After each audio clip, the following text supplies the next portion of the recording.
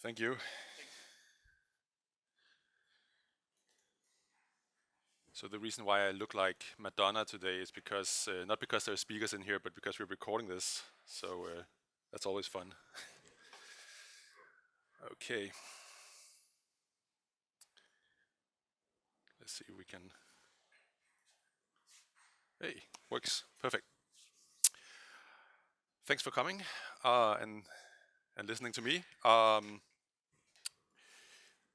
The title of the talk is about a lot of different things: logging, metrics, APM, and we'll get into why there are so many different things in one title. So how many are so first of all I have to say I work for Elastic, this company here. I'm a developer. I'm not a salesperson or anything like that. I work with Node.js every day, and I work on the Elastic APM product, and which is a pretty new product. And I'm not gonna like try to sell you that today. We'll get into what I'm going to talk about. But how many of you here are already using APM? Not necessarily Elastic APM, but just any kind of APM solution. Okay, yeah, 6, 7 people. How many are collecting metrics like CPU, memory, things from their servers? Much more, yeah. And I hope if I say logs, like how many are collecting your logs? Okay, about the same amount of people who are also collecting metrics. So let's go back to the slide here. So of course we're collecting a lot of data, and we might not necessarily do that in the same system. We might collect the logs somewhere, the metrics somewhere else, and the APM a third place. But what I'm going to talk about is some benefits there might be to if you could get it all into the same system and what you can do with that. Yeah, so let's go back to this.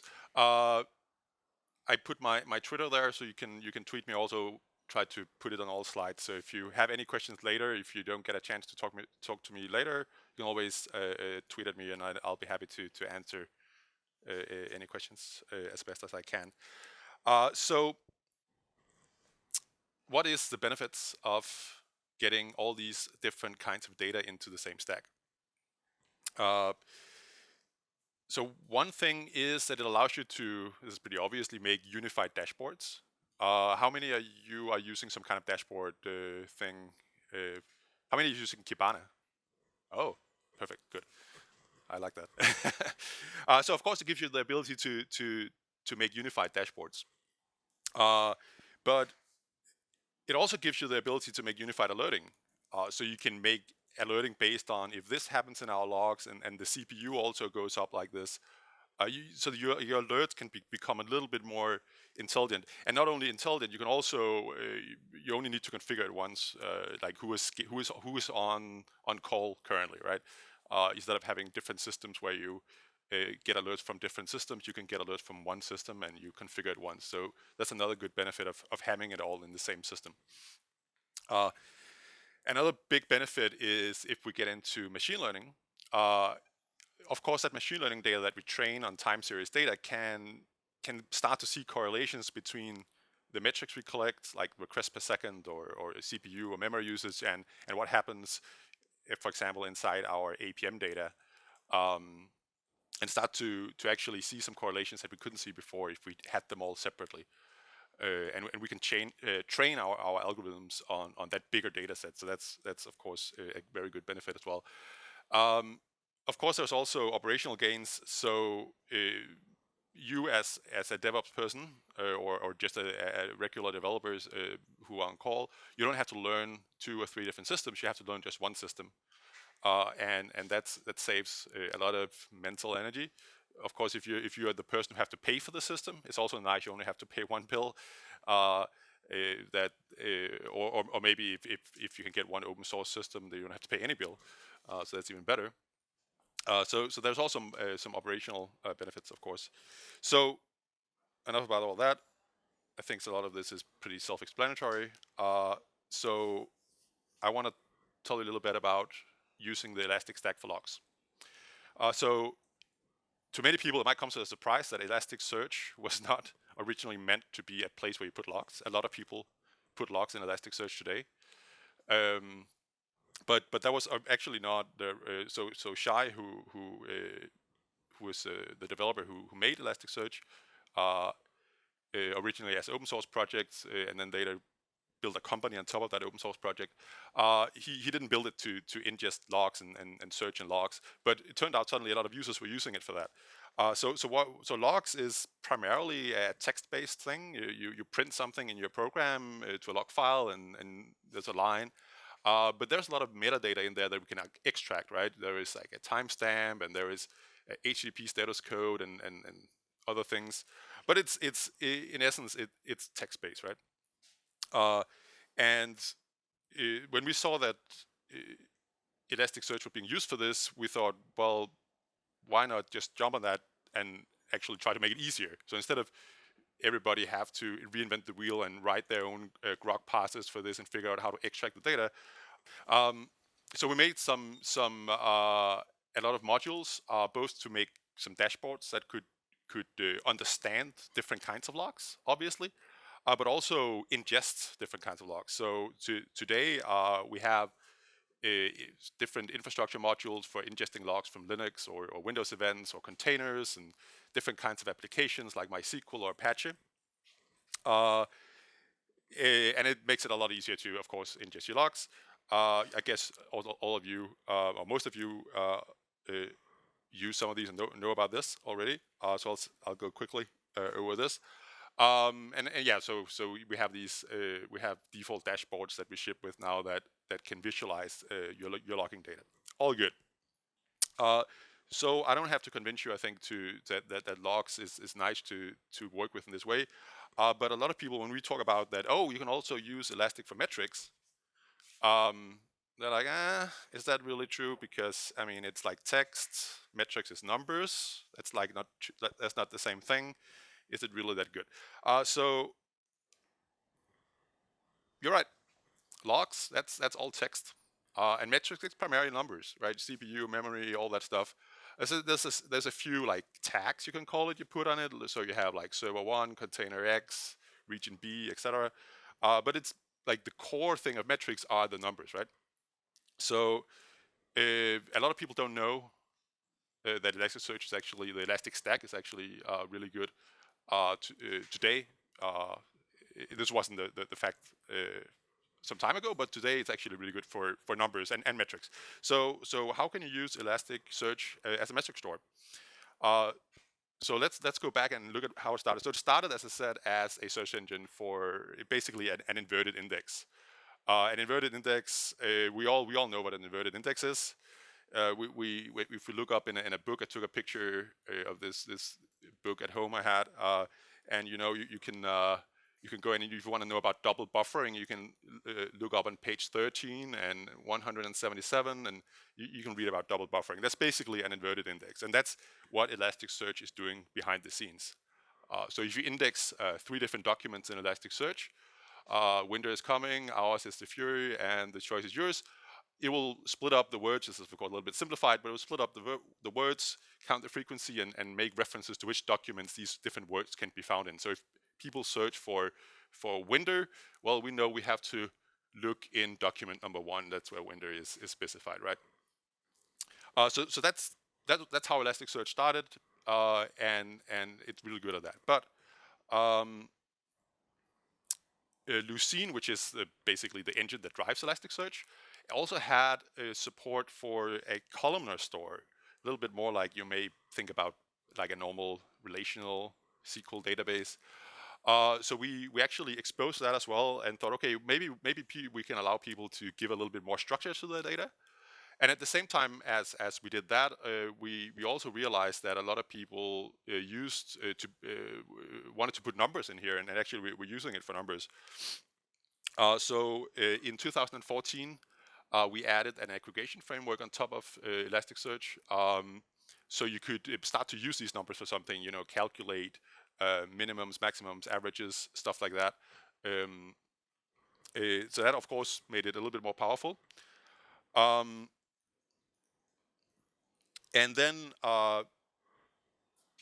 a few years ago, we added support for BKD trees, which is a much more powerful way to look at these indexes, the way we structure the indices.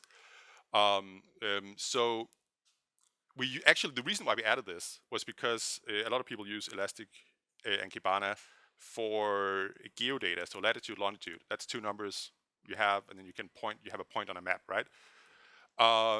And that's we found that if you wanted to be able to look this up like very, very quickly, BKD trees was super optimal for that, the way we stored the numbers.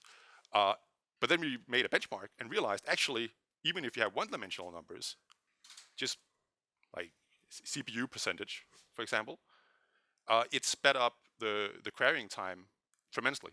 So actually from 2016, we actually just switched on BKD trees by default.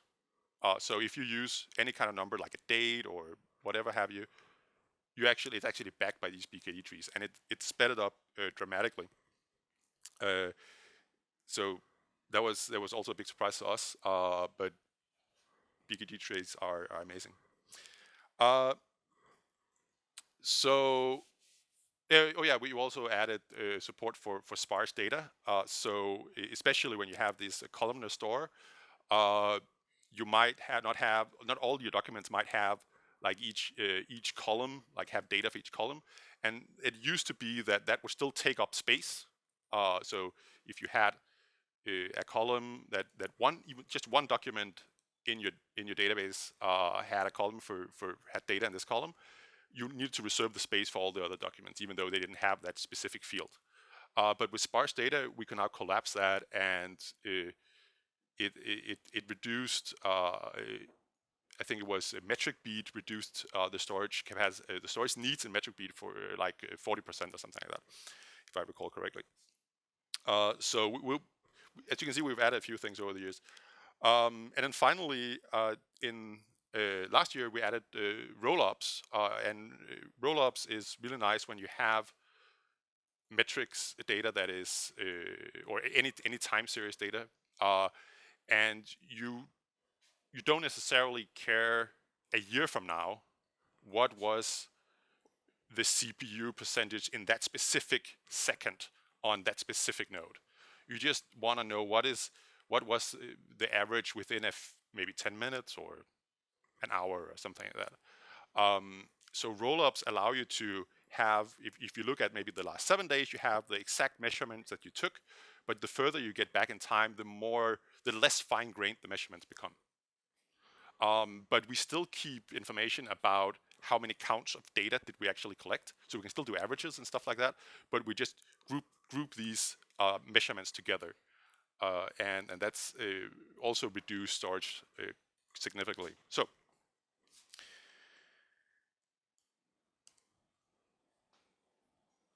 how can you use Elastic for metrics? So similar to how we did with logs, we've actually started adding a lot of modules to the Elastic Stack, so you can ingest metrics from Linux and Docker and AWS and everything, and also for this infrastructure we also have for different applications. MySQL, for example, it could be logs in your database, how many logs are happening. And we also have this new thing for uptime monitoring called Heartbeat, that is also one of the things we can collect metrics for. It's a new thing we recently released. We actually developed it internally to monitor our own infrastructure, and we thought it probably would be nice to release it, so we did that. And it's, if you're familiar with services like Pingdom, it's basically a similar thing, but you can run it on your own network, and you can configure it to do a lot of really in-depth analysis of like what is considered up. Not necessarily that it responds to ping, but also that it sends back the right data and stuff like that, and also send it back in the right amount of time. Like it's not considered up if it took 1 second to respond, for example. And of course we have nice dashboards for that as well. So we also recently released something called Function Beat, which because today a lot of people are deploying things in a serverless architecture, and specifically AWS is Lambda is very popular. And the way Lambda works is that you usually write all your metrics and stuff, your logs. You write it to CloudWatch and CloudWatch logs. And so what Function Beat does is it's actually like a function that you run inside your Lambda environment, and it consumes these logs and stores it in Elasticsearch, so that you can start to get more insights into how your Lambda functions are running. Something super exciting to make all this kind of work together, like you have metrics and APM and logs. For this to actually work together, we just last week, I think it was 2 weeks ago maybe, we just published version 1 of the Elastic Common Schema. So the Elastic Common Schema is, we realized that if you want to bind all these data together, we need a way for the different data sources to agree on what we call things, like what do we call an IP address? Do we call it IP, for example, right? What do we call a host name? Do we call it host? Do we call it host name? Do we call it host underscore name? If we don't agree on these things, it's really hard to have your do your dashboards accept data from different sources, or have your machine learning jobs actually analyze this and see the IP from this data set is the same as the IP from this data set if we don't call the fields the same thing. So that is what Elastic Common Schema is, and we're slowly moving all our existing products into using this, and we of course hope that users, of course, also start to make use of this. If you want to know more about Elastic Common Schema, it's on our GitHub. So of course, feedback is very welcome. We don't know everything, so if you have a use case we haven't thought about, if you want to add like a specific data format or data things that you wanna capture that you think is very generic, that should be part of the schema, let us know. I want to get to the demo, so I'm just gonna go past this pretty quickly. But we've added some nice dashboards recently for visualizing these kind of time series data, and also allowed you to make marks on the data as well. So you can mark up, make notes. And the final thing, talked about logs, talked about metrics. That's APM, and that's the product I work on. Actually, fun side story. Actually, Elastic APM, I don't know if you know, it was actually started in Copenhagen. I'm from Copenhagen. It was actually a Danish startup called Upbeat that was acquired by Elastic a couple of years ago. So it actually comes out of Scandinavia, which I think is pretty cool. Anyways, Elastic Stack for APM. A lot of you already know what APM is, so I don't have to go into much details about it. But basically, normally you have a request coming to a web server. If you just look at the logs, the only thing you see is, well, that was a 500 error. But you don't necessarily know, maybe you get a stack trace, but you don't know much about the error besides the stack trace in your logs. APM is a way to know what goes on inside your application and know more about why that error happened. It could be based on some user data that came as part of the request that you didn't expect, and your application didn't check that it got the expected data and suddenly tried to access something on a JSON object that wasn't there, or something like that, right? But it could also be because it took a long time to respond, right? So, okay, in the logs, you don't even have a stack trace. Now you just see, okay, it took 7 seconds, but why? APM can also help you answer that question. I just realized I did the thing that I hate when my colleagues do when they talk about APM. I didn't explain what APM is, or it stands for, like the three letters. Does anybody know what monitoring is? That? Yeah, management. Yeah, some people say management, some people say monitoring. It depends if you talk to Gartner or if you don't talk to Gartner. It's but yeah, application performance monitoring or management. Anyways, I hate when people don't explain the acronyms, so I just wanted to correct that. So how do Elastic APM work? Or APM in general, most of the time, different vendors have different ways to call different things, but this is very general. But Elastic specifically, you install an agent in your application, and maybe even also in the app. It could be a React app that's running in the browser, and all those agents that is running inside the application process. There's not a daemon that's running on the system. It's actually a library dependency you have in your application that is compiled with your application. And that then monitors what goes on in the application, sends the data up to a data processor called called the APM server. Does a little bit of validation, but nothing much, and just stores it as a normal index in Elasticsearch, just like any of your other indexes.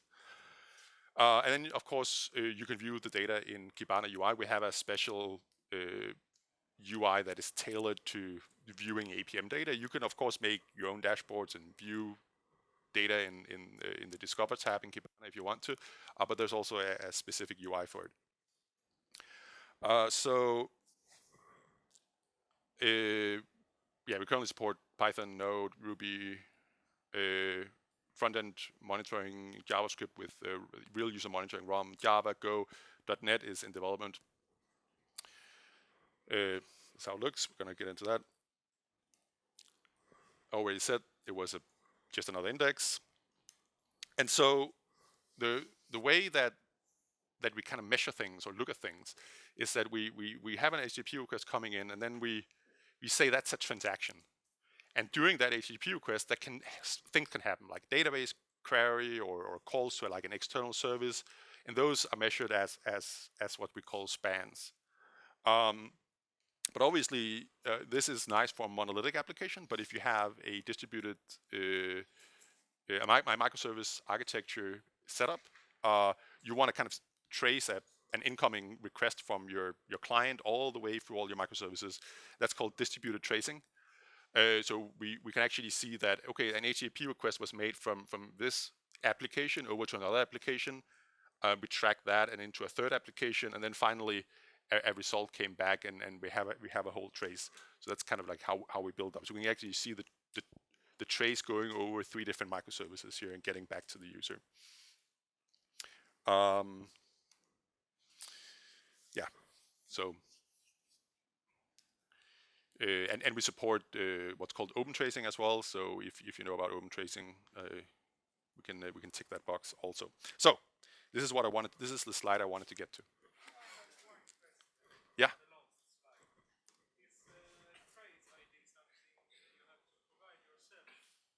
So is trace ID something you have to write yourself? No. So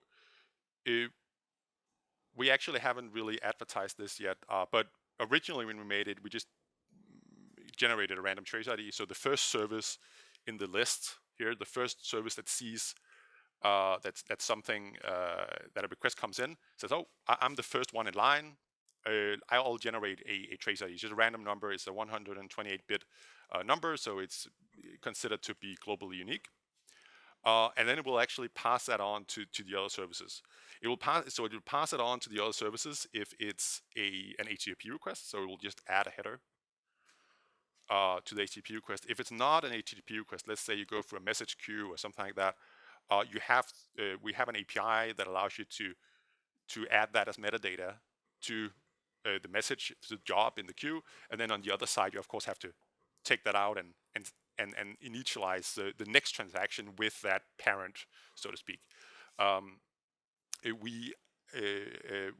What I was hinting to before was that we support something called W3C trace context, which is a new standard being developed by W3C to standardize how these trace IDs look and how these headers look and the binary format. Let's say you use a binary protocol. How does a binary format look of getting that trace ID to the next? And not only the trace ID, you also need to know who's your parent. So it actually has your trace ID, it has the parent information, and a few other flags. So we support that. It's not yet an official standard. It's still in draft. I'm on the W3C committee myself, and it's not official yet, but it's pretty close to. And of course, whenever it becomes official, we will make sure that if there has been any changes since the draft, we will of course adhere to those changes. Hope that answered your question. Yeah. So demo time. This is always the fun part and this a little bit scary part of any demo. So let's see of any talk. I mean, so I prepared a little Kubernetes cluster that has a lot of different components to it. We have 3 Node.js apps running here with an Nginx frontend that serves some React code to the client. This is actually I could show you the front end UI, but it's a pet store, a pet clinic for veterinarians to register like dogs that are sick and need an injection or something. But that's what it does, and so behind the front end here that is serving the Reacts that is written in Node.js, we have something that is written in Java in the Spring framework that talks to MySQL. We have a Python Flask application that talks to Elasticsearch. So there's quite a few components here that is nicely load balances, nicely load balanced, and it's a nice setup. But I look in my email inbox here, and I get an alert here saying there is a poor performance on the pet clinic server. It's like, okay, that's not good. So I click the link here to open up Kibana and be able to see what goes on. And so the link takes me, the alert comes from our machine learning job that saw that something was out of the ordinary. And so I'm taken directly to the machine learning tab inside Kibana. And I can see there's some things that are red, and red is normally a bad thing. I can also just kind of like looking at this, I can see it kind of happens at kind of seems like regular intervals. So this is at 1 o'clock, and this is at 9 o'clock the day before. We have something going on here at 5 o'clock. Okay, so let's try to click on this one here, and I can definitely see that. So the thing that this machine learning job was looking at was the transaction duration. So how long did the request take to complete from the client? And there's a big spike right here that is definitely out of the ordinary. So let's go investigate this. It's a little bit hard to see here, but there's a little pop-up here in the bottom right corner where so I have the different tools here I can use at my disposal. I have APM, information, service analysis, infra analysis. So let's look at APM first.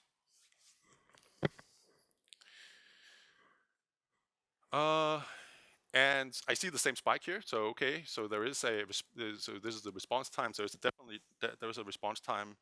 What I didn't say before here was that I could see up here that we have the owner's REST controller is the thing that is influencing this result the most. So there's something going on with the owner's REST controller, and I also have an owner's REST controller down here. So maybe that's why I have to look. And we can also see it's bubbled up to the top. It has the highest impact. So there's something going on maybe.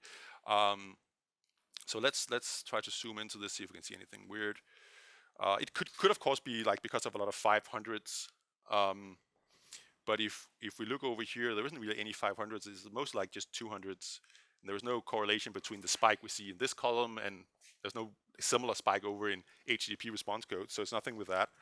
So let's try to drill in, or actually maybe let's try to look. Is there any errors on the system because it also collects errors? No, I mean there is some, but it's yeah.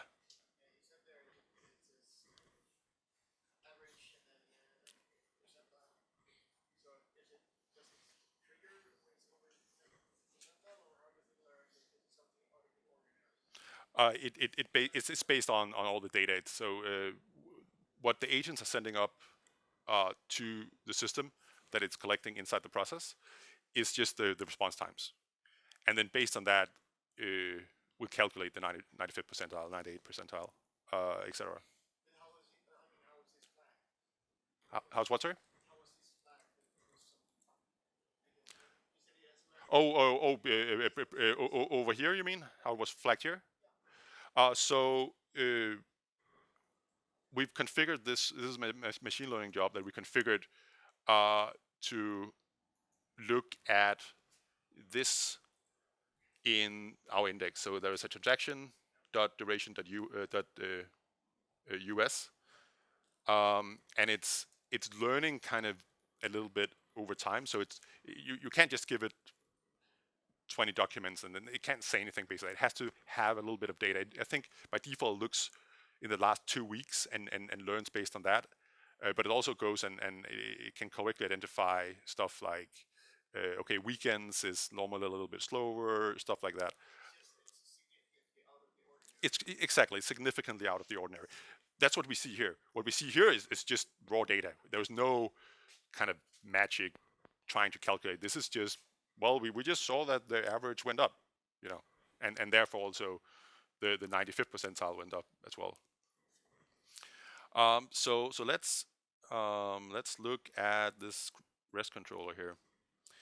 That what we saw was one of the, and you can see we have a lot of the requests to this are served super fast within, well, everything is relative, but within 100 milliseconds, right? And then we have like a long tail of things that take up to a second to respond. So if you look at, like, I like to normally look at what a good situation looks like. So let's click the good situation here. This is response. The response was fast. And we can see there is a ton of SQL statements going on. That is normally not good. I would normally say you could probably optimize this, but the interesting part is that if we go over, take like a really slow one over here, it's basically about the same. So even though I would probably optimize this, that is not the cause of our problem. So it's a kind of like a false flag, right? You could easily think that's the problem, but it doesn't seem to be like that. If we actually looked at this and spend a little bit of time, we'll actually see that if we compare like one of the slow requests to one of the fast requests, we would see that there's the same amount of SQL queries, but they just each of them just take a little bit longer. So it's not the amount; it's just for some reason that they just take longer. We can even like look at them. We can see exactly what SQL query is being performed here, and if we compare, it's also the same. So there's no difference there either. We can even see where in the code that this was executed. This SQL query was executed. So you get a lot of insights, but I kind of have to give up here because it doesn't really. This was not the problem. So let me go back here, and there was another tool called service analysis.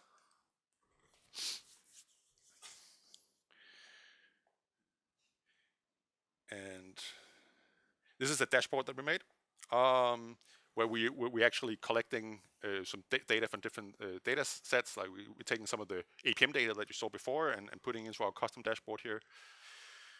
And we're taking some server metrics, CPU stuff. And let's zoom into this anomaly here that we have. And we can see there is a lot of red stuff going on here with the different nodes in our Kubernetes cluster. And we can see they're all in the red, except there are some address finder things that are fine. But so it's but this is both like the pet clinic server and the pet clinic client. Everything is in the red. So okay. So what's common for all this? What's common for all this? Maybe it's the MySQL database. So we could look more at the MySQL database.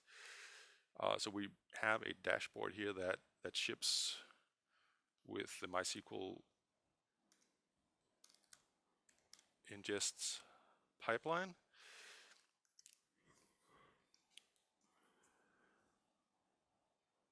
No, actually, I'm skipping a super. I think I'm skipping a super important step here. Anyway. I think actually I am. We could. I know that it's MySQL, but let's pretend I didn't tell you that. Let's first look at the Kubernetes cluster, see if that can tell us something. And let's look at the Docker containers here. See, there's one of them, I don't know if you can see this, but one of them is super red. Can we make a, so you see, there's something going on with this specific Docker container. So and actually, if you hover over it, you can see this is actually the MySQL container. We can see it's running 93% CPU in this period that we kind of selected, right? So so this is something with. So let's look at the metrics of that of the MySQL container here. And since this is still beta, there is a little bit of a bug here, so it forgets which date range we are looking at. So I'm just gonna go back. This is an old data set. I'm just gonna change the date range to be the right date range here. There we go. So now we're looking at the CPU for this specific container. And funny enough, we can see these spikes that occurs around the same time as the alerts in our, so it's like a 5, and this was like, there was the one we're looking at a 1-ish. So these correlate with the errors we saw before, with the alerts that we got from the machine learning. So now we know there is something going on with MySQL. And now we're gonna go to the MySQL dashboard that we have here. And let's find this container.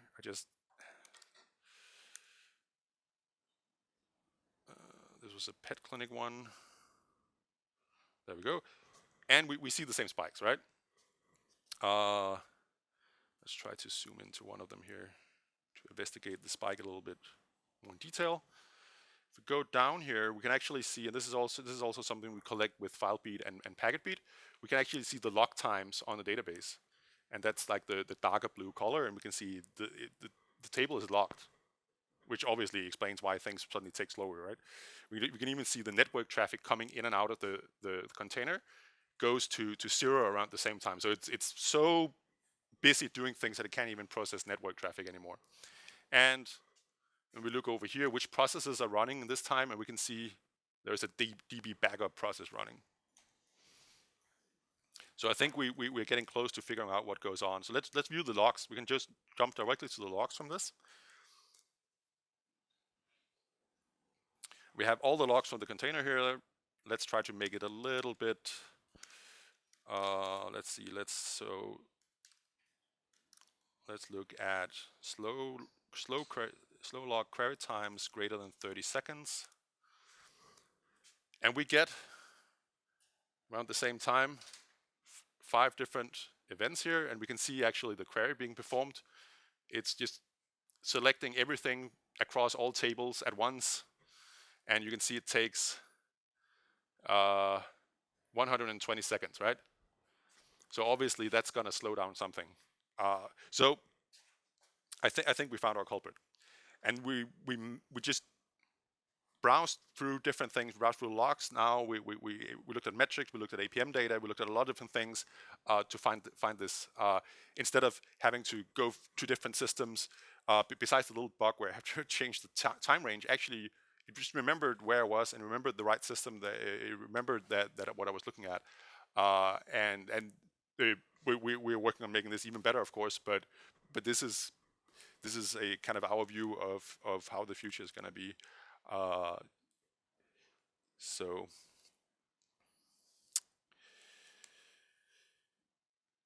yeah, you can try it yourself. There is APM is a thing inside Kibana now. It's been for a while. You get the Kubernetes and Docker metrics. And we just recently, a month ago or 3 weeks ago, we announced that now we can run Elastic APM on Elastic Cloud. So if you just want to try it out, don't want to spin it up yourself, you can get